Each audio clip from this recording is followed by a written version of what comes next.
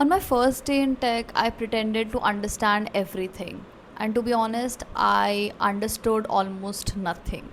I nodded in meetings, took notes I didn't fully even get, and then I used to go back home, Google them, and try to understand what they were trying to say during the calls. 4 years later, I wish I could sit that old version of me and tell these two things, relax, and just go ask those questions. Because not asking questions, that's probably the fastest way to stay stuck.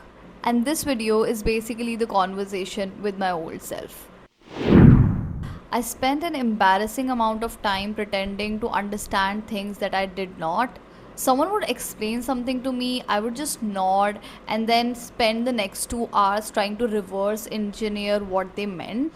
And here is the problem, if you don't ask in that exact moment, you have to pay for it later with interest.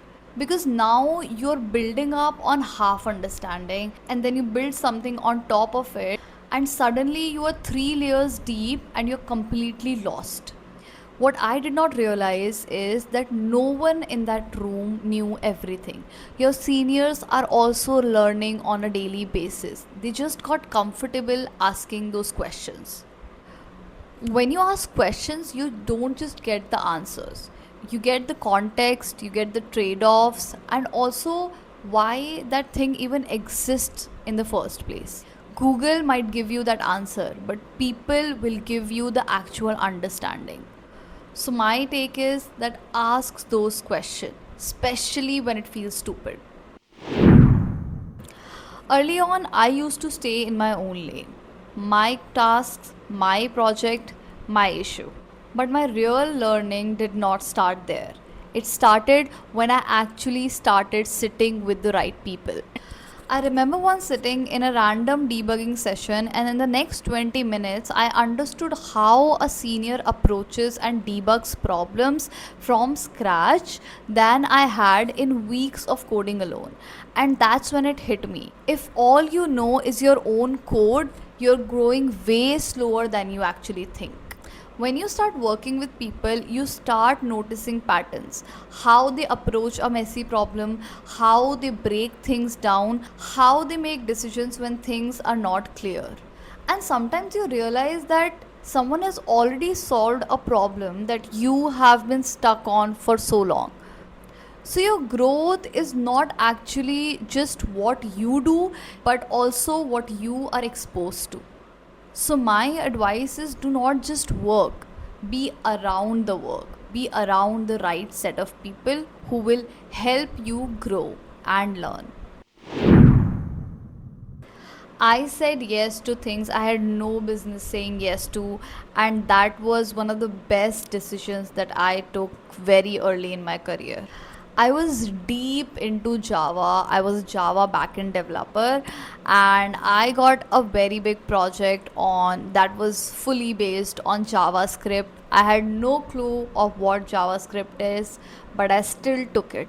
I learned along the way. I worked on that project side by side. I used to go back home, learned about how JavaScript works and how things around it work, what are the best practices. And honestly, those few weeks made me learn so much than being comfortable in my own space ever did. Because comfort feels good, but it's terrible for growth. But here is the problem, I did not know when to stop. New task, yes. Extra responsibility, yes.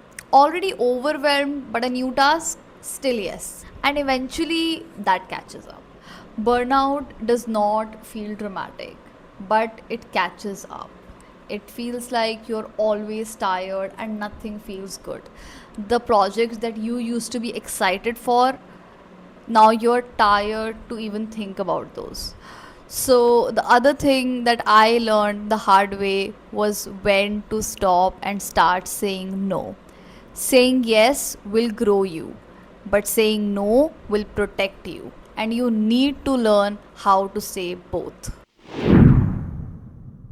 For a long time, I was just executing. Here is your task, I used to develop it, test it, and I'm done.